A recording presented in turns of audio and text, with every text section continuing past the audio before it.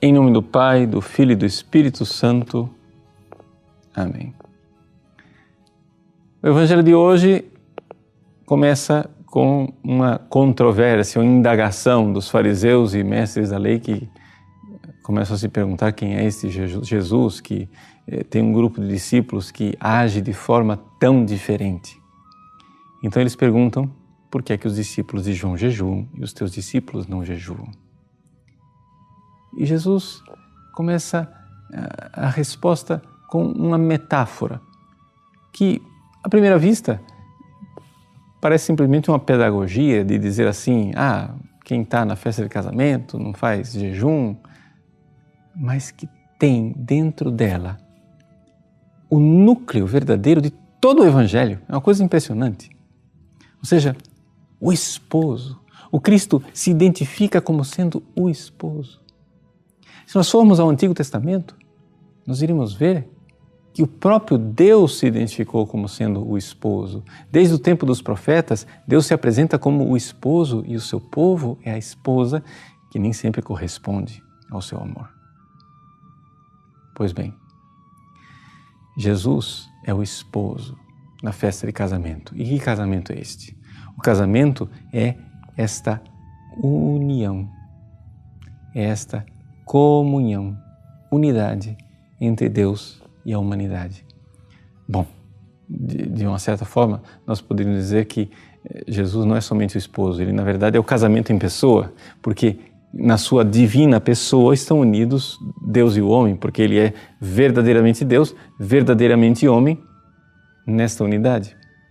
Mas também nós somos chamados a entrar nesta dinâmica de casamento, de esposo. Vejam, quando a gente diz que o Evangelho é o Evangelho do amor, porque Deus é amor, ninguém se assusta com isso, porque estamos acostumados. Mas ninguém para pensar o que é verdadeiramente o amor. Ou seja, o amor não é somente querer o bem da pessoa. Quando eu assisto um jogo de futebol, eu quero o bem daquele time, estou torcendo. Mas eu não quero me unir àquele time como a esposa quer se unir ao esposo.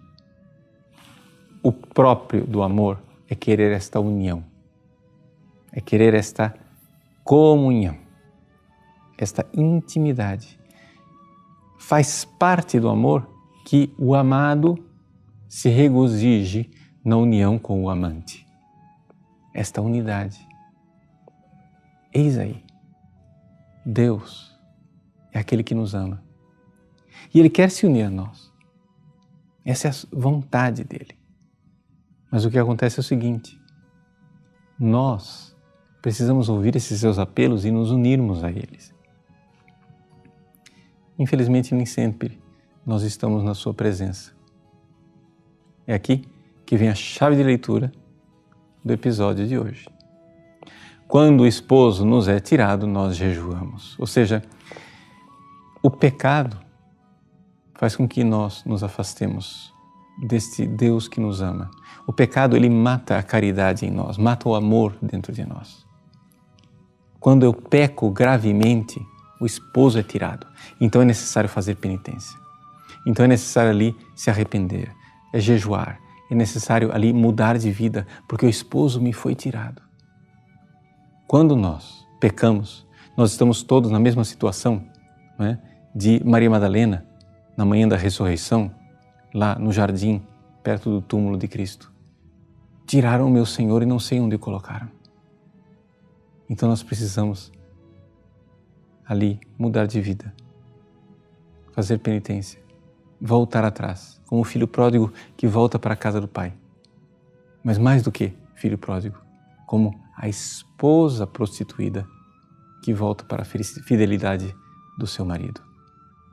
É assim que todos nós somos, de alguma forma, Maria Madalena.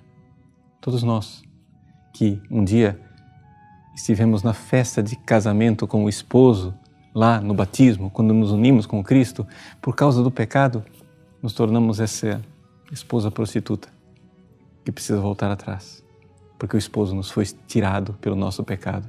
Façamos jejum, voltemos a Ele, queiramos nos unir ao esposo. Deus abençoe você. Em nome do Pai, e do Filho, e do Espírito Santo. Amém.